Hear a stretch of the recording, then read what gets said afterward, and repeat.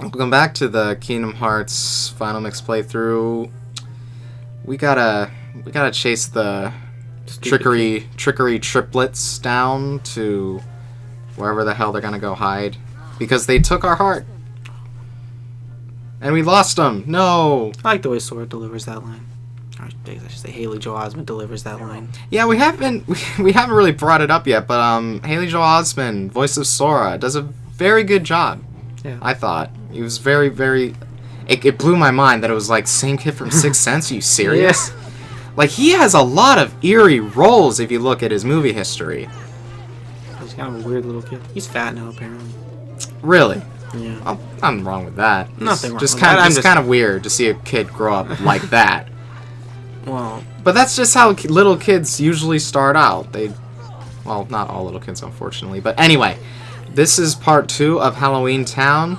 Probably not a Halloween special, unless I wait till next year, because Halloween is what? Next week. But it's not like I have a set schedule when I upload shit anyway. But wait a minute. Oh, never mind. Sorry, I was 6 days from now. Yeah, I was thinking of. Never mind. I forgot it's the. Never mind. Anyway, the hill is that. Does that have? Creepy. I know it's gross. And is that its tail? Hopefully it's its tail. It's its tail. It's walking backwards. Yes. Does the hill do that? In the movie? I believe it does. Yeah, it's during Jack's kind of melancholy number as he kind of just wanders into the forest and then he finds the holiday doors. But there's no like. There's no trigger. It just does it for him because it feels sorry. No, but I mean, like, there's no like you don't need it to get somewhere, or he didn't need it to get somewhere, right? No, he was like I said, he was just kind of wandering around. Just part of his little musical act. Yeah.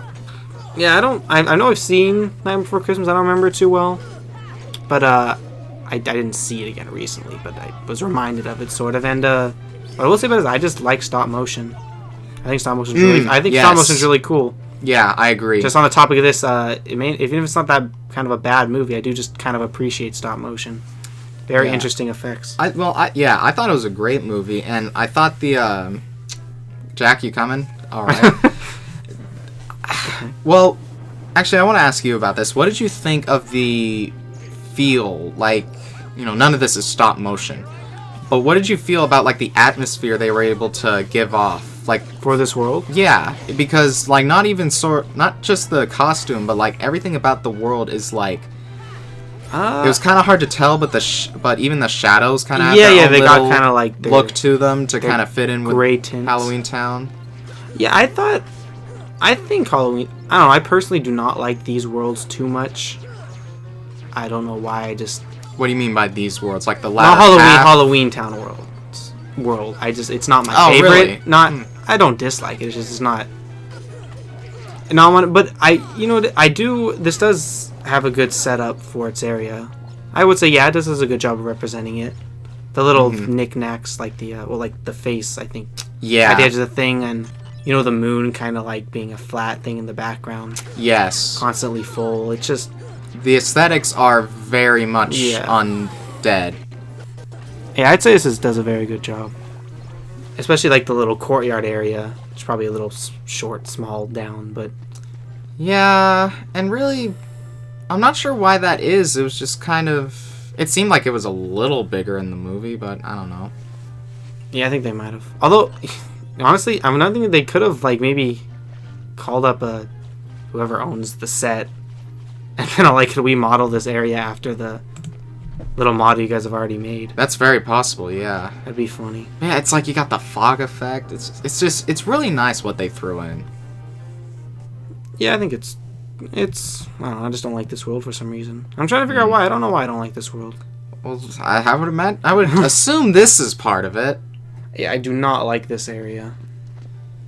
I knew. No way. Got the one bad guy in your entire town? The one that should be dead but isn't? That's where I was. And this is Oogie's Manor, which... This is Oogie's Manor, yes. In the movie? Is it in the movie? I assume so. Those are the pumpkins from the opening of the movie. Oh, the Laughing Ones? Yeah, Dun, dun, they just dun. fall onto the things and. So how do you die. feel about Halloween Town and Atlantica having their theme songs as their background music, just in constant loop? Oh yeah, that's a very good point actually. Yeah, there was it was basically a remix of Under the Sea, and here is, this is Halloween as the background. I don't know. I thought it was fitting, but it's interesting you bring that up because it's not.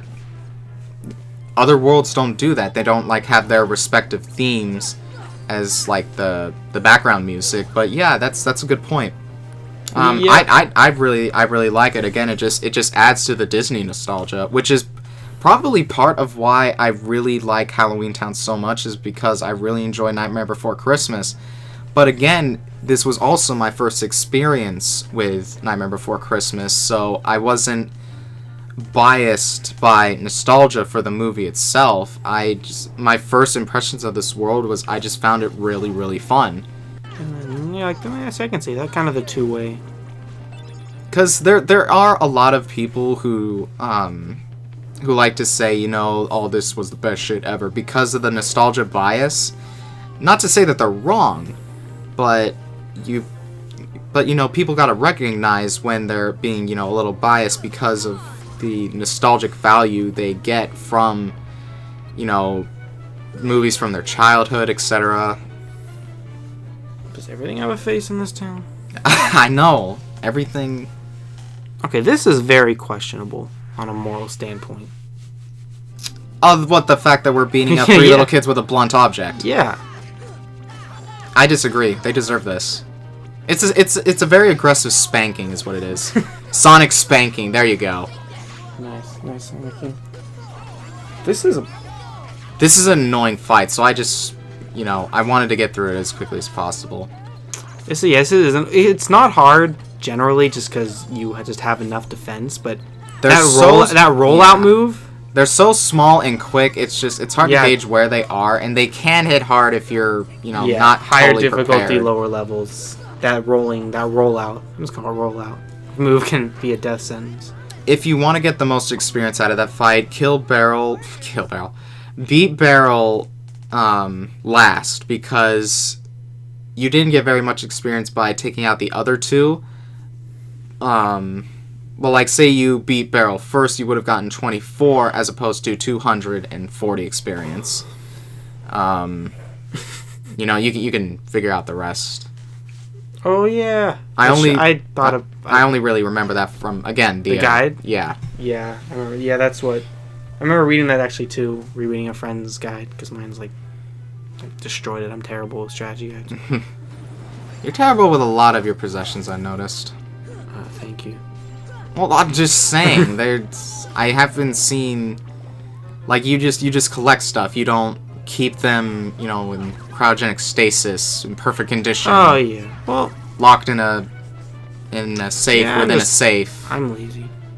Which is totally fine, It's fine to collect shit, but no, I'm not gonna get into that. People are just weird. Anyway.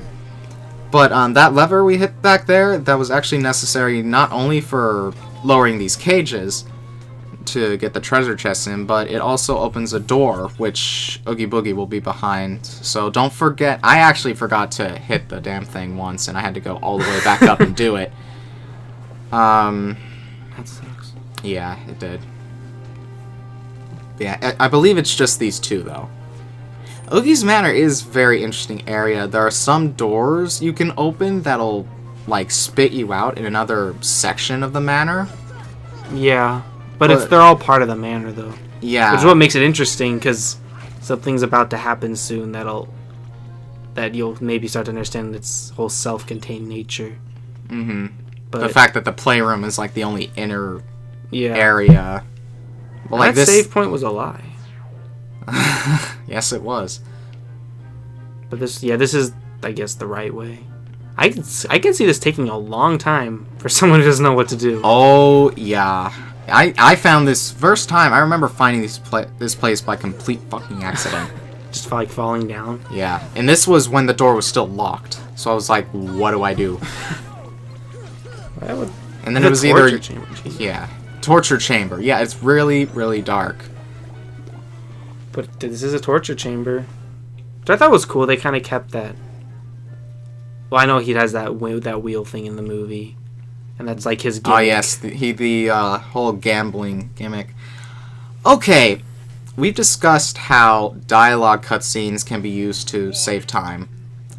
Why did they have to open up with Jack and a dialogue bubble going, Oogie, get back the heart? Why couldn't it have opened it up with the cutscene? I don't know. That was... I'm trying to... I guess... Always bothered me. Well, maybe... Well, maybe this was the cutscene. Maybe they got all the voices and they got the cutscene for this, and then they realized maybe it worked better with that beginning. That beginning, hey, give us back the heart, so kids will understand why they're there. Which is the only thing. Well, yeah, but Oogie opens up with, you want it? Come and get it. Want what? Come and get what? It just... That's what I'm saying. They realized that it sounded weird. Maybe. But I don't know, you're right. Yeah, the It's gimmick... probably just... Probably. The gimmick to this fight, though, is you start off by killing the Heartless, and then you gotta hit these buttons, basically trying to line up where Oogie is at the time. It'll cage him up, and you can wail on him a little bit. And fun fact, if you do not have high jump, do not stop him here. Yeah. As you could not actually make it up there. Yeah. At that well... Actually, you were the one who told me you can actually skip Monstro entirely. Yeah, but you can't skip it. You have to... No. It's a weird system of... do Again, at least this. event triggering by, like, what worlds you complete and stuff like that. And there's a lot of that in this game, looking back on it. I wouldn't say there's, like, enough to, like, warrant a replay it just to do this. But...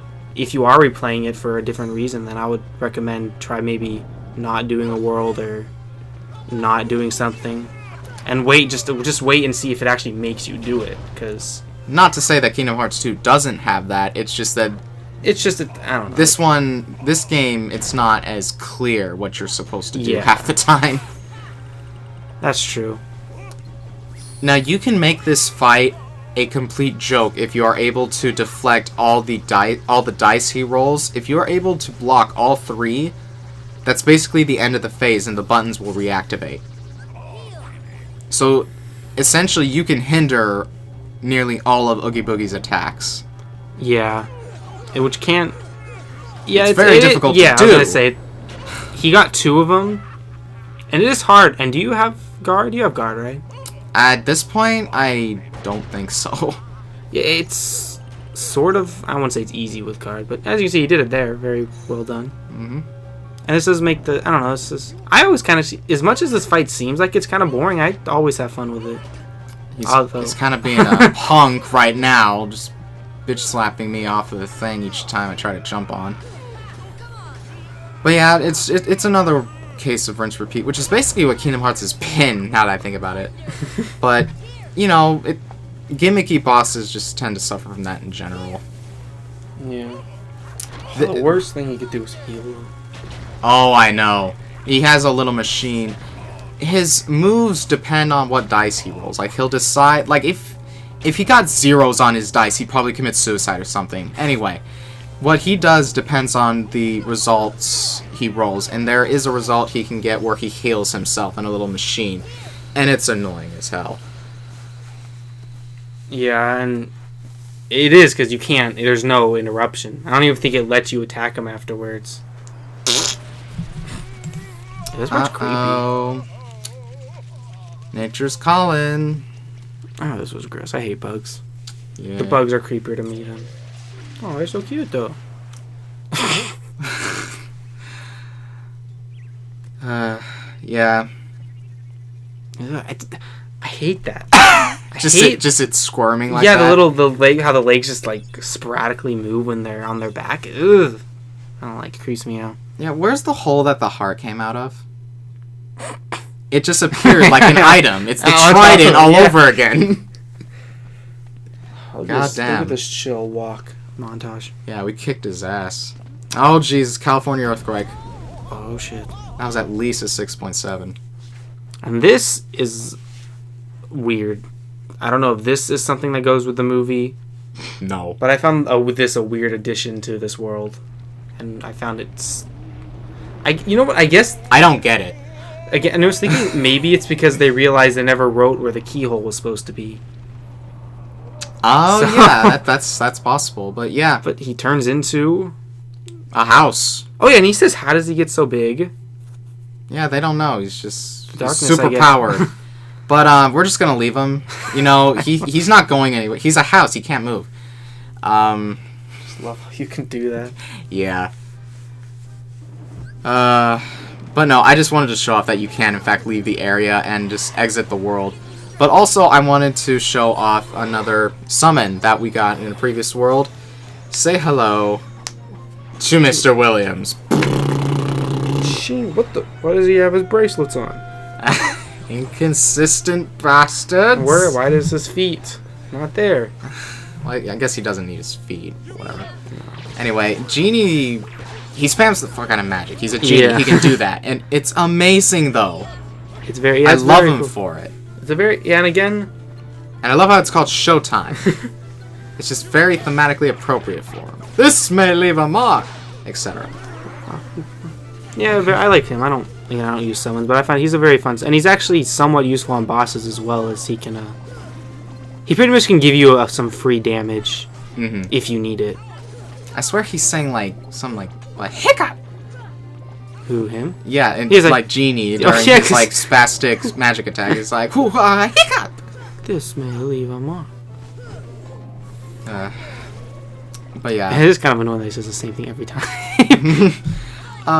But you probably noticed throughout the playthrough that they make it very apparent that barriers form before a boss fight starts.